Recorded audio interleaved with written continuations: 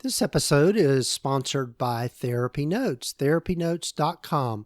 Be sure and check them out and be sure and use the promo code Gordon, Gordon, and you can try them out for 2 months for free. A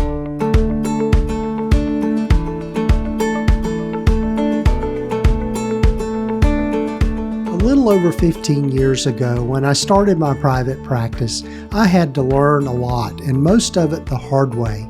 And I don't think you need to do the same. Hi, I'm Gordon Brewer, a licensed psychotherapist, and welcome to the Practice of Therapy podcast, part of the Psychcraft network of podcasts. Join me in this journey of discovery as we have conversations with other leaders and professionals in both the mental and allied health fields. Join us as we explore both the business and clinical sides of running a private practice.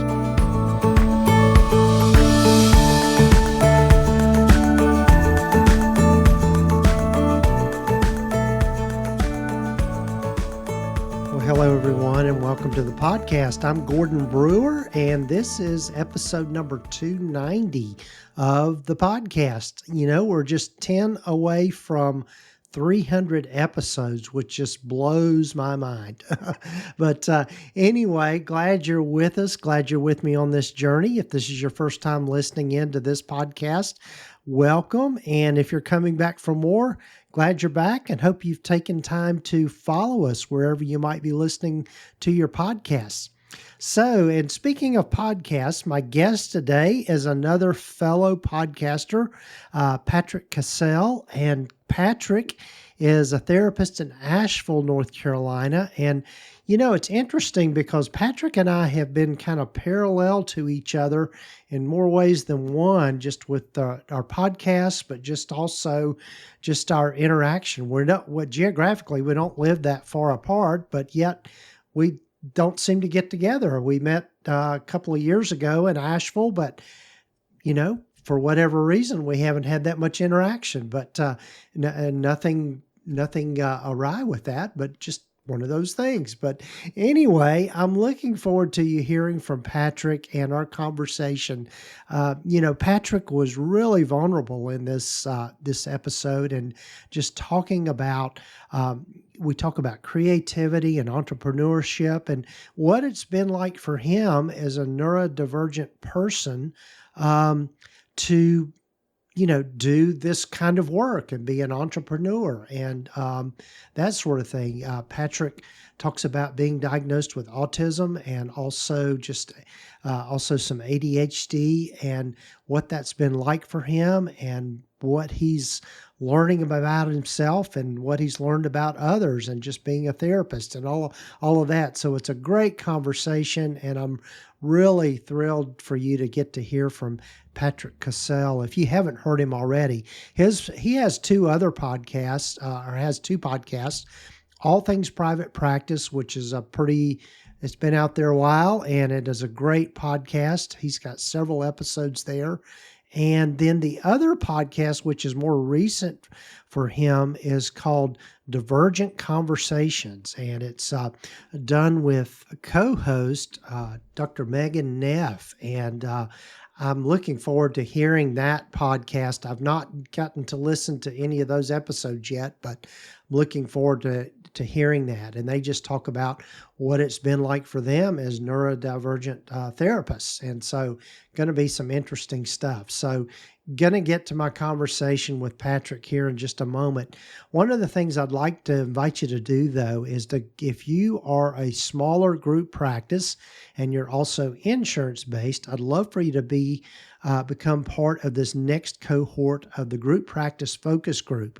And we are a group of therapists that get together twice a month, and we talk about all the ins and outs and ups and downs of running small group practices that are also insurance-based. We just finished up our first cohort, had a great group of people in that.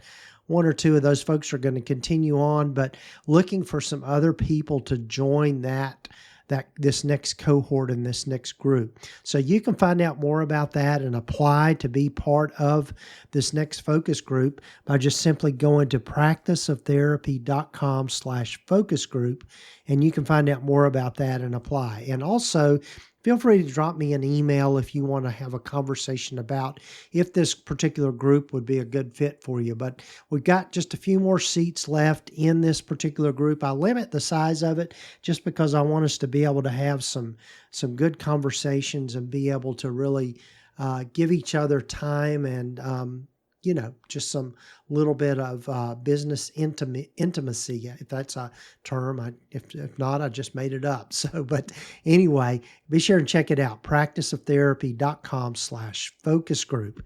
And also, if, this particular episode, Patrick and I talk about podcasting a little bit, but if you have ever thought about starting your own podcast or are interested in that and what it would take, I'd invite you to go over to practiceoftherapy.com/podcasting workshop.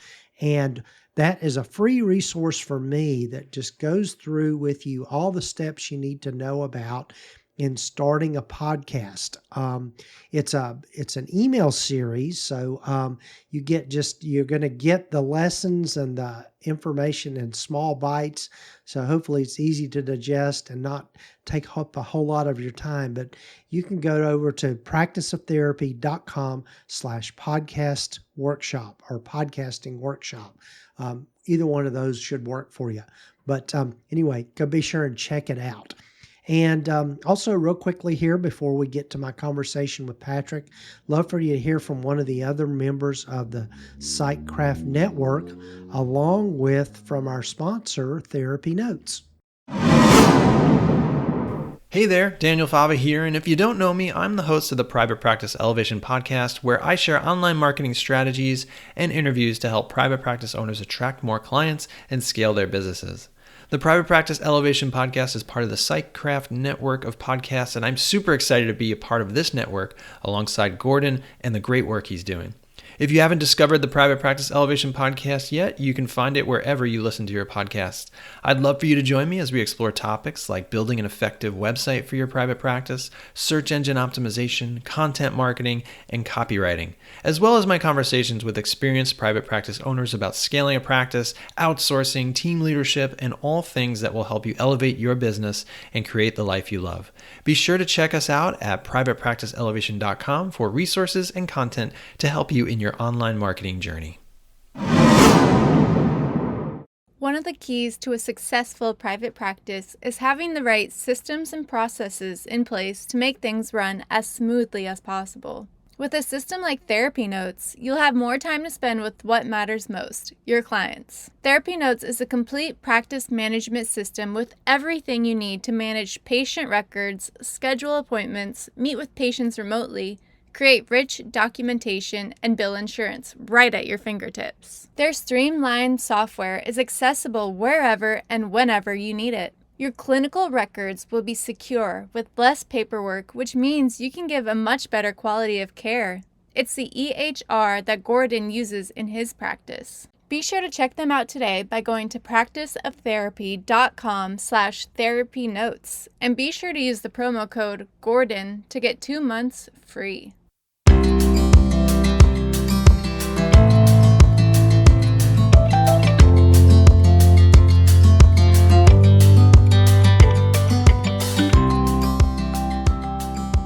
Well, hello, folks, and welcome again to the podcast. And I'm so thrilled to have Patrick Casale with me today. Hey, Patrick. My name right. Yes. Yes. Oh, good. That's good. So Patrick and I we met, I guess we first met a couple of years ago in Asheville, and we got some of us in this whole private practice consulting people space together. And Patrick and I don't know why we haven't been on each other's podcast before now.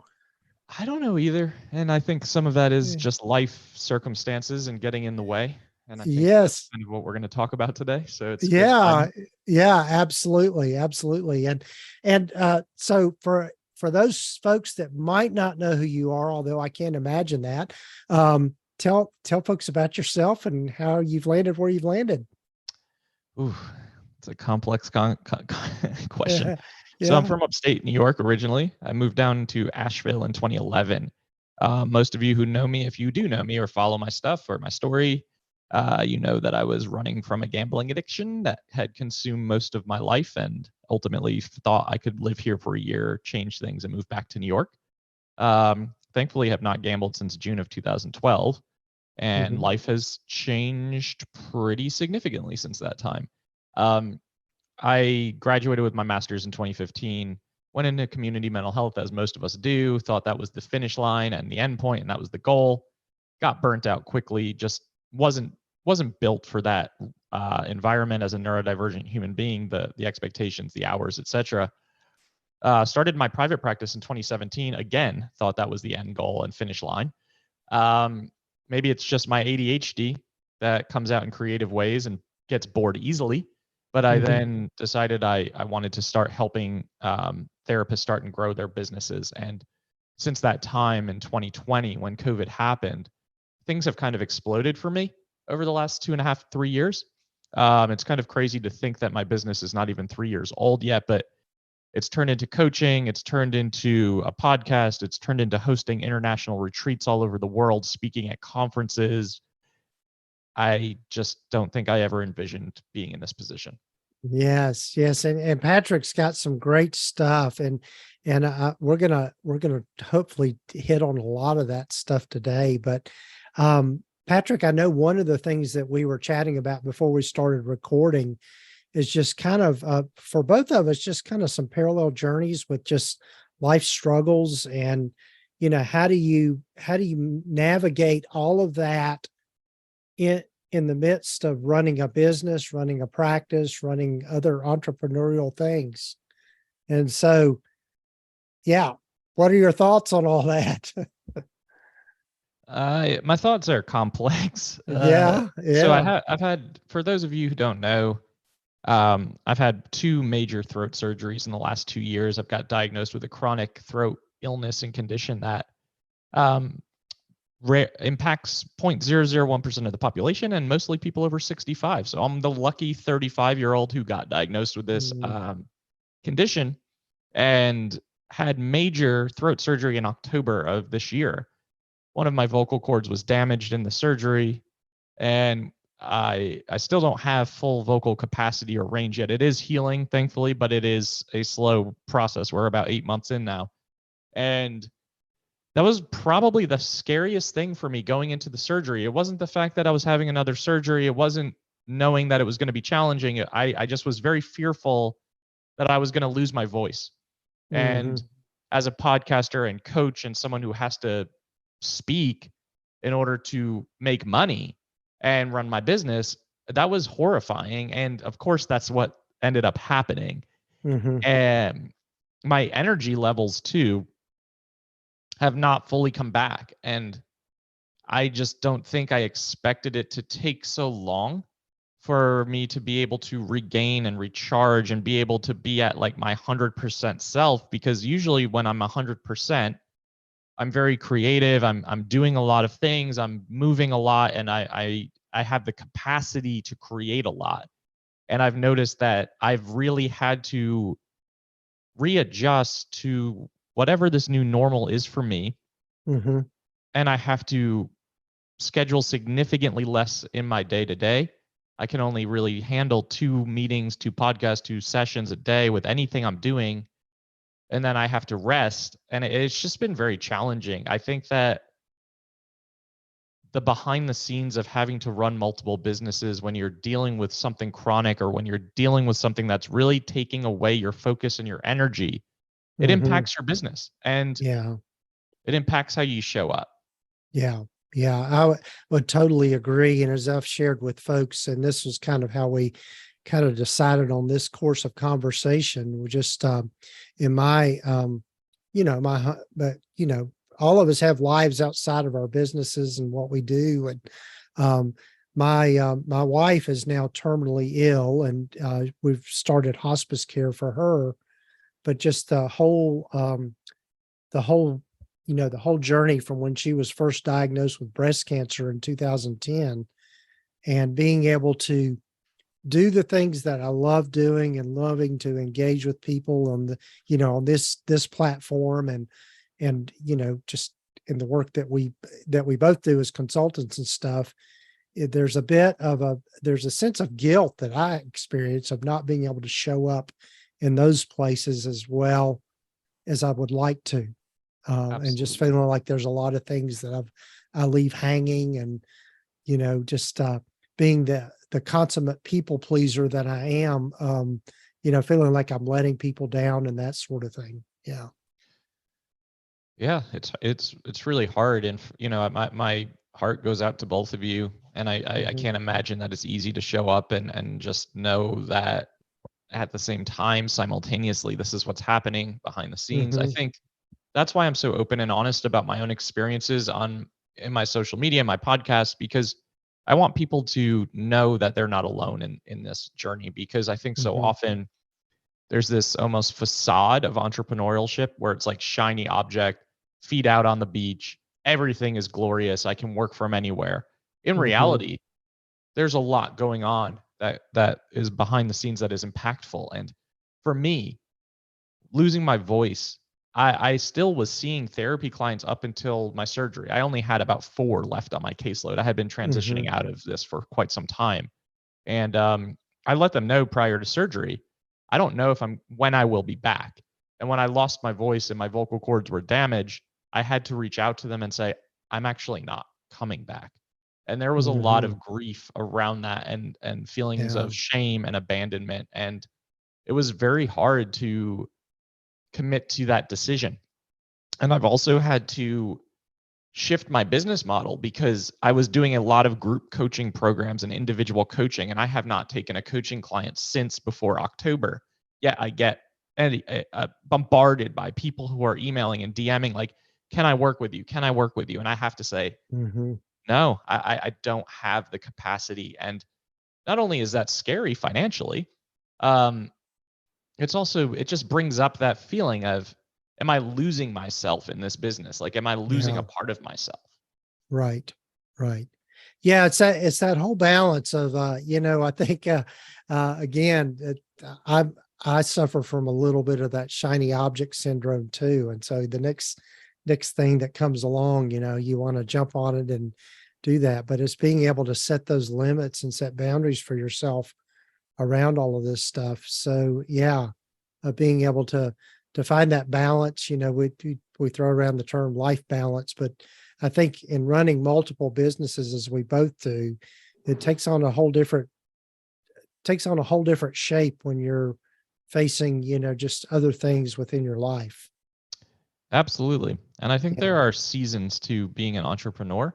I think that for me, right now, I feel like I'm kind of in the winter of my career, but I feel also like as I regain strength and energy, that things are starting to grow, things are starting to percolate, and it allows you to kind of take a step back and be really intentional about what you say yes to.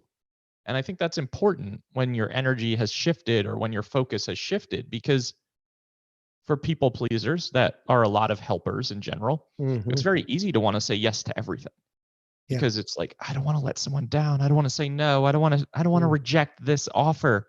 But Mm-hmm.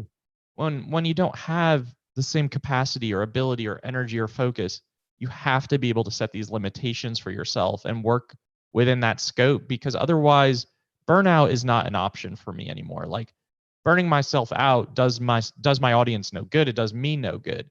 And I think Hmm. also, we were talking about this before we started recording, having good teammates in your businesses, having good people you can rely on. Like, I have such a good infrastructure in my group practice between clinical directors and office managers and admin support teams that it really never missed a beat, even while I was out dealing with my own recovery. And that for me is just a reflection of just creating good culture and also relying on the people that you need to rely on when things get challenging. Yeah. Yeah. And I think too, just kind of the giving ourselves permission to allow people to see our own vulnerabilities is huge. I know, same thing for me. I've got a wonderful team in my practice where, I've been, open book with them saying, I'm not going to be showing up like I usually do. And them being able to come back and reassure me, we've got this, kind of thing. And so take a lot of pride in that, and that I've hired the right people and, got a good group of people that are behind all of this. Yeah, makes a huge difference to be able to rely on and lean on them. It's challenging. I think, I don't know about you, but it was challenging on me to accept that for myself and to Mm-hmm. say I'm going to have to rely on my teammates more than I usually would. Um, but vulnerability is strength too. I think that being open and honest and vulnerable with the people around you and your audience and your staff goes a long way. It shows Right. that you're human, right? And it shows that there's this process where we're all in this together. Mm-hmm. And I think that makes a major, major difference. Sure. Sure. So, well, Patrick, to change gears a little bit, one of the things I'm really interested in is, Patrick, I will say this, Patrick's one of our newest members to the Sightcraft Network, and I'm real excited to have him in this journey with me. You've got a newer podcast, and so tell folks about that and just kind of how that evolved. Yeah, thank you. So we have two podcasts, the All Things Private Practice podcast, which is, about the psychological and emotional side of business ownership. And then I have recently released the Divergent Conversations podcast, which I co-host with Dr. Megan Neff. We are both autistic ADHD mental health professionals. And Mm-hmm. Megan was on my podcast a couple of times throughout the last 2 years, and we've really kind of grown to be connected and have good conversation. And I approached her one day and said, "Hey, would you have any interest in co-hosting this podcast if we were able to talk about adult ADHD autism experience, diagnosis, stories, sharing our own experiences with the world, but also processing it from a clinical lens as we're talking and sharing, so that people know clinically how to support their own neurodivergent kids or teens or adults or practices in general." And she was like, "You know what? I was going to message you the same thing." So we ended up deciding, like, we really want this to be very intentional. We know that when you're talking to a marginalized group, you have to be really intentional with your language, with how you speak about certain topics. We wanted it to be very sensitive. We wanted it to be very vulnerable, and we wanted it to be very real.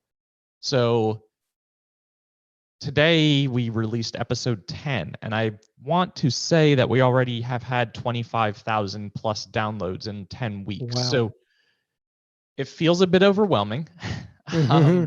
but I think it's so important, because we have, even as mental health professionals, we are still lacking quite a bit of knowledge to be neurodivergent affirmative in our practices. And we're still using outdated language, and there's still a lot of shame and stigma around the word autism in general in our society. So Mm-hmm. Megan and I are really trying hard to advocate on a major level for people who just don't have the ability to do so.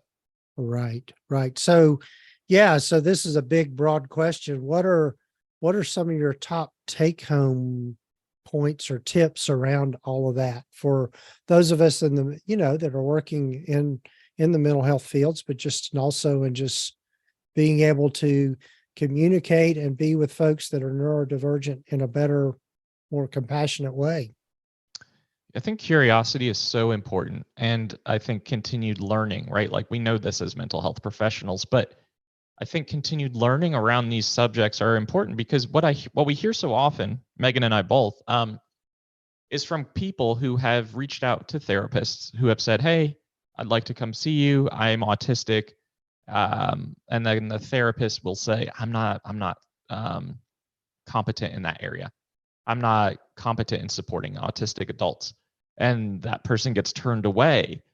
And I think the realization is, like, we have this perception of autism as a society that it looks a certain way. And I think that's just founded in ableism. But ultimately, when I tell people I'm autistic, the response is typically, how so? You're too intelligent. You're too high functioning. You own multiple businesses. And it's like, we're talking neurodevelopmental conditions here. So I think the big takeaways really are like, how can we support autistic and ADHD people? Because we're starting to understand that the amount of neurodiverse people in our society are much larger than we anticipate them to be. How can we set up practices where we are affirmative? And how can we support people in a clinical sense where we're honoring identity? So it becomes the clinician has to do the work is really what it breaks down to. And whether that means listening to podcasts, going to trainings, doing continued education from autistic ADHD trainers, really important. So I think we have a long way to go, but I do think we have this neurodivergent movement right now that's happening where people are really openly coming out as autistic ADHD. And I got late diagnosed in life. I'm 36 right now. I got diagnosed at 35. And it's been life-changing. I mean, it's been really, really transformative in so many ways. But I do think, and as I've talked about on that podcast, there's a grief relief process of getting a diagnosis that is lifelong, that is debilitating. So, and that goes to like having family members reach out and be like, that's not true. That's not how I experienced you as a kid. And that, is obviously quite minimizing and dismissive. But nevertheless, I think being able to talk about it openly, being able to share with our communities about our own struggles, yet showing up and saying, this is how we navigate the world. This is how you can do the same things, can be really, really empowering. Yeah, it's something that I've been kind of delving in more and more here recently is, one of my wife's caregivers, we were having that conversation and she was recognizing that she's got, some neurodivergence herself. And, I think there's, at least from what I hear from her, and you can chime in on this, Patrick, but, there is a lot of shame associated with it, and that there's, she's kind of heard most of her life, what's wrong with you, or, all these messages, or why can't you get it together, and all of those kinds of things. And just really, I think it's been liberating for her to recognize that she's got some tendencies of ADHD, and probably could probably, we haven't tested her, but could probably test out, full-blown ADHD kind of thing. Yeah.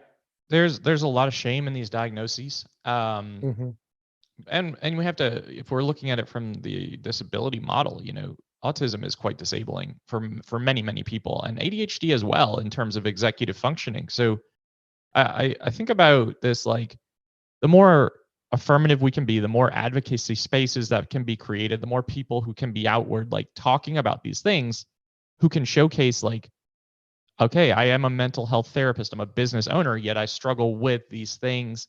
And here are the ways that you can navigate the world and make it easier to talk about.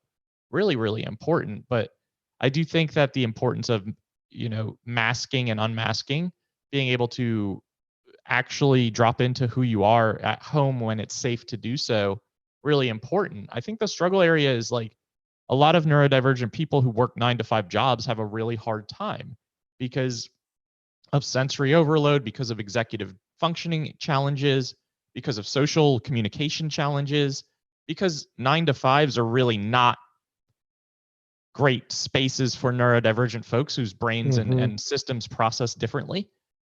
I would joke that I'm no longer employable after leaving my job in 2017, but I think I'm also privileged enough to like own my own company, so I get to set my own hours, and I know that not everyone has the ability to do that.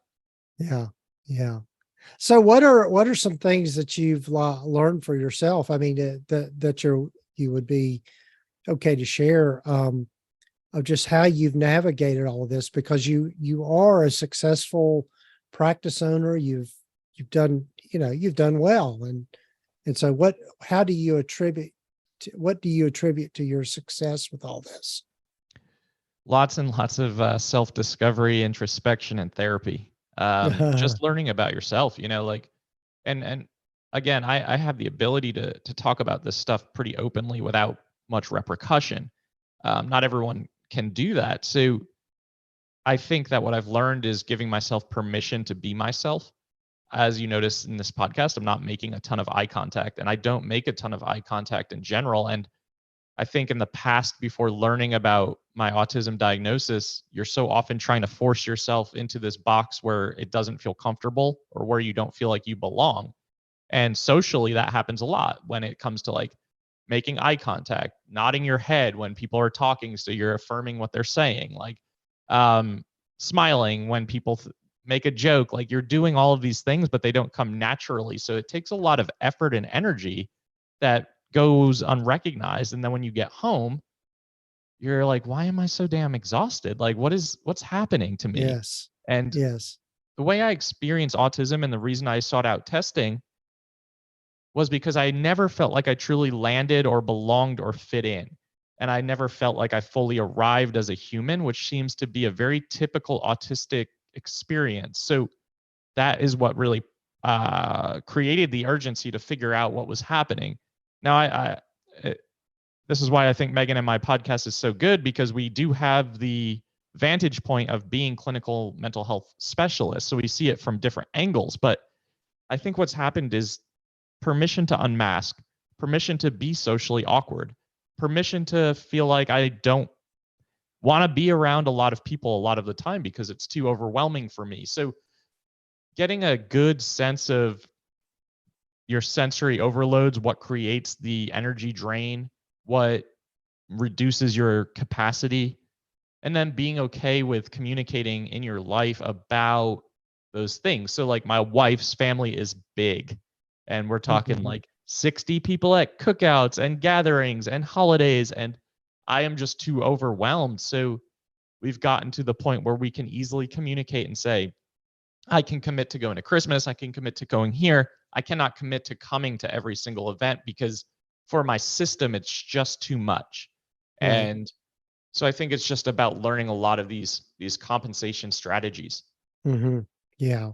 Yeah, that makes sense. Yeah, I can only imagine just being having, for I don't know if I'm neurotypical or not. I think a lot of times I think I've got a lot of ADHD symptoms, but one of the things that occurs to me is how exhausting it must be to have to think about kind of social cues and just being able to read body language and all of that sort of thing that doesn't necessarily come just automatically. It makes for good therapists, I'll tell you that, because you're tracking everything. But it also just creates this unbelievable sense of exhaustion and mental fatigue. So, but I think so many entrepreneurs and business owners, in my opinion, are probably neurodivergent, because the ability to think outside the box, to think creatively, to pivot constantly, to have that flow of ideas, to have that hyperfixation when you're really in the zone. I think those things can feel really special when you're able to tap into them. And I think they can allow for people to really work differently and outside the box. There's certainly a flip side to that, but I am very thankful for the way that my brain works in a lot of ways, even though it's a challenging existence in a lot of ways as well. Yeah. Yeah, that's great. That's great. I love that. So to maybe change gears again here, Patrick, what was it that got you into podcasting, and how'd you land on all that? I'm going to be really honest with you and your audience and everyone who's listening. I've never listened to a podcast in my entire life. Wow. Including my own. I don't listen to them. I've never have. I don't think I ever will, which is wild. Yeah. To think like we have two successful podcasts. But I think that a lot of people, while I was creating this all things private practice journey and doing coaching and doing webinars and going on other people's podcasts, would keep saying like, one, you have a really great podcast voice and tone, and two, you have a message and you should share it via podcasting. And I, like so many ventures in my life, like private practice, group practice, coaching, etc., had the idea and was like, I don't know how to implement it, so I'm not going to do it right now. And then one Mhm. day I was just like, I'm going to start this podcast. And I told my VA, and we found a hosting platform and just started recording. And Uh-huh. that's kind of my method to everything. Uh-huh. Kind of feels counterintuitive to a lot of people, but it just has to get to that point in my brain where I'm like, okay, I'm going to do it. Yeah. And so it's grown. We just released episode 93 last week. And Wow. we have enough episodes in the queue in the pipeline for all things private practice to get us until March of 2024. So Mhm. I love having like authentic, real conversations like we're doing right now. None of it is Mhm. scripted. We just see where it goes. And I really have enjoyed having so many incredible people on, because at first I thought I'll just talk. It'll just be me. I realized I just wanted to have conversations with business owners and entrepreneurs about their own struggles and how they've worked through them and how they've gotten to the other side and all the cool creative things that they're doing.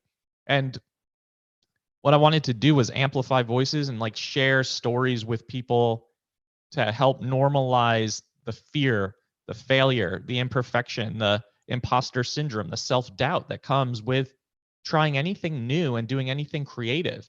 So it's been a hell of a journey, and I'm really excited to see where it continues to go. Yes, yes. Well, yeah, your podcast is good, and you've got some really good guests and really tackle some really important issues. And what I love about your podcast is that there are no filters there, and that's a Yep. good that's a good thing. I mean, yeah. So yeah. I don't know any other way to be. So when I go on other people's podcasts, I always have to ask, like, can I curse on this podcast? Can I be myself? And I Yeah. try to censor myself to the best of my ability, but I think authenticity has become my brand. So it's really important Uh-huh. for me on our podcast to just be like, let's just show up how we are and let's just see where this goes. And for me, that's made for the best conversations. I can't say Right. for listening because I never have, and I don't think I ever will. Yeah. But yeah. Yeah. So, okay. What one other quick topic before we wrap things up? Tell us about the retreats and how you got those started, and what's behind all of that. Gordon, I don't know if that's a quick topic. I Uh, actually just spoke about this at Ajetta Robinson Summit yesterday in Washington, D.C. Um, I'll try to be as succinct as possible. So uh, before COVID happened, I had the idea to start this business called Empowered Escape. I wanted to help helpers step away and immerse themselves in culture and put their phones down and actually have contact and connection. I think because as entrepreneurs, we're so often creating what we need. And I love mhm, traveling. And I love traveling like a local. I don't like doing the like typical travel stuff. So then COVID hit and I was like, well, that went out the window. I can't do that mhm. anymore.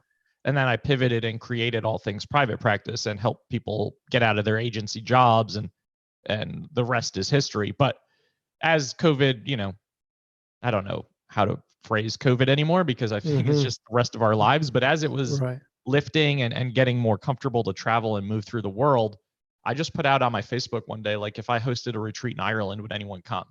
And there were about 55 people, 60 people who were like, yeah, sign me up. Just tell me when and where. And I was like, oh, crap. Now I actually have to create this. Right. So I did create that in March of 2022 during St. Patrick's Day, took 15 therapists to Ireland, small village that nobody's ever heard of, including most Irish people. Uh, Um, and since that time, have done Asheville, Spain, Ireland again, Portugal this October, Asheville again in August, 4 next year, including an international summit where I rented an entire medieval Italian village. Wow. And everything sold out in less than a week. And what I Oh, realized is people want travel and connection and relationship and local experiences. I try really hard to always just use local small businesses, build those relationships so you can go back to that area again and again and again.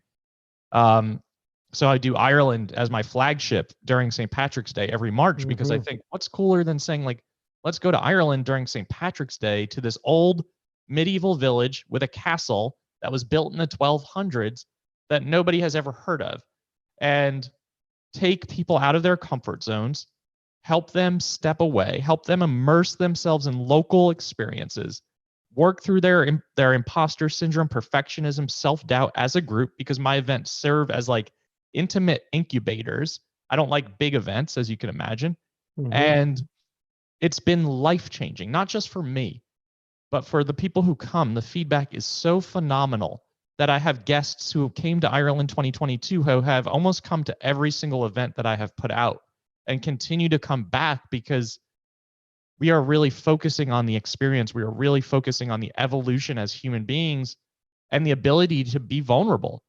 A lot of these Mhm. people have never left the country before. Some of these people are traveling on their own. And like, it's just amazing to witness what we can do in this field if we can step outside of the box and look at things differently. Yeah. Yeah. Well, I think you're exactly right. I think when, I think about the times in my life when I've grown the most, and usually it's in the context of a retreat and being, away from my normal environment and doing things that, that are outside my comfort zone. I can, uh, one in particular I'll share real quickly is just years ago, I went on a mission trip to Honduras, and you talk about outside your comfort zone. You got the language barrier for me, and just going to a third world country that felt scary and all of that sort of thing, and absolutely transformed my life. Yeah, at that point. Yeah, I think that's what life is about, is experiencing. And yeah. for me, there's no better way to do it than the way that we're doing it that way. And I've kind of coined the phrase doubt yourself, do it anyway. And that's kind of the motto for our retreats, because there's so much risk involved with traveling and just Hmm. discomfort that comes with traveling, but in a good way, where things don't always go as planned. Things can be messy, but then you get there, you kind of like drop in, the group forms, you start to see people smiling, you start to see their personalities coming out, you start to see friendships forming. It's Hmm. just really amazing. And I always am a wallflower because I don't like to be the center of attention. So I love what like looking around and just seeing people like in pure joy, guard down, like truly being themselves and just embracing the moment. I think that's really been a wonderful thing for me and just for Awesome. the people who get to attend. Yeah, that's great. That's great. Well, Patrick, I've got to be respectful of our time and your time, and you've added a lot here and a lot that we talk about. And I'm looking forward to us getting connecting again here soon.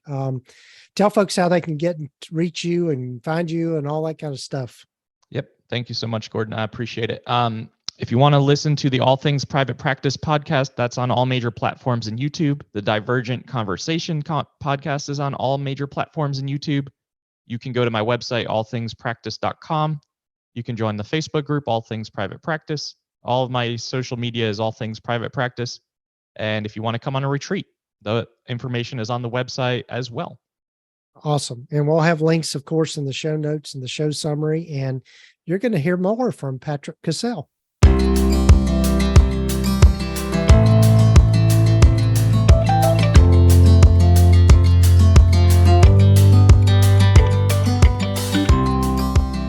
Well, again, a big thanks to Patrick for joining me on the podcast.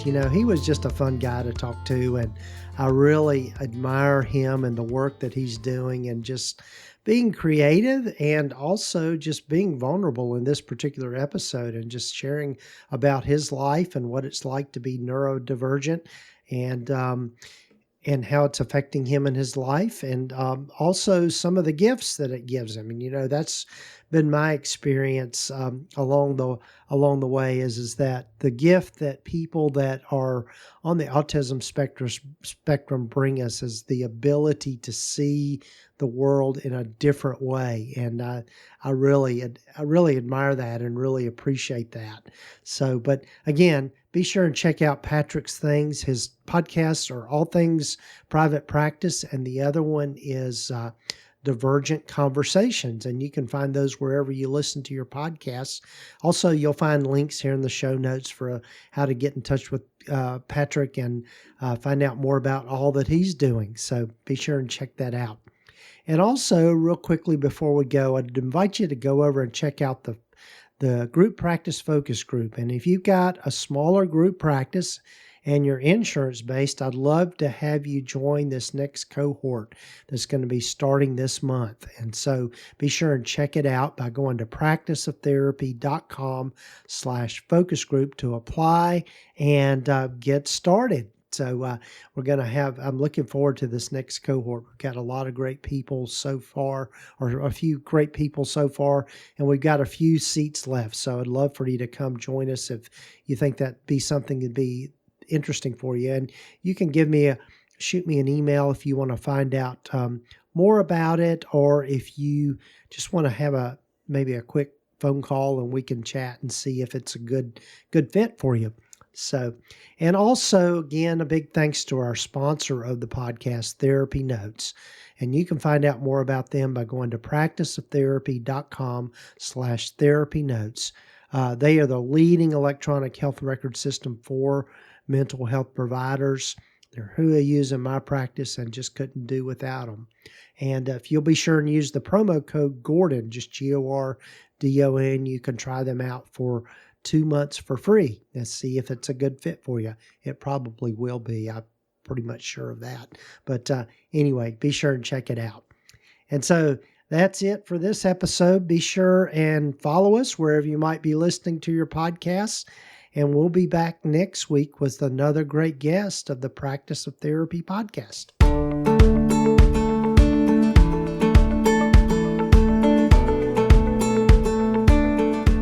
You've been listening to the Practice of Therapy podcast with Gordon Brewer, part of the PsychCraft network of podcasts. You can find out more about the other great podcasts in the network by visiting psychcraftnetwork.com. And if you haven't done so already, please visit us at practiceoftherapy.com and get your free private practice startup guide, along with a lot of other great resources and webinars and free things just by visiting. Also, be sure to follow us wherever you might be listening to your podcasts. This podcast is intended to be educational in purpose and is not intended to give legal, accounting, or counseling advice. If you need a professional, find the right person for that.